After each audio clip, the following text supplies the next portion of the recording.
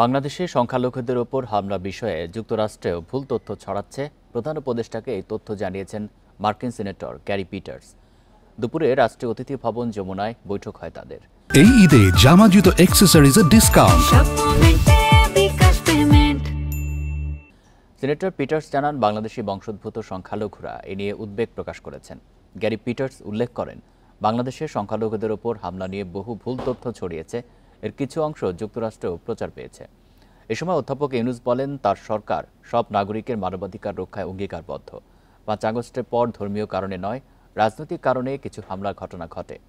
এ সময় মার্কিন সিনেটরকে বাংলাদেশের শহর গ্রাম পরিদর্শনের আহ্বান জানান প্রধান উপদেষ্টা।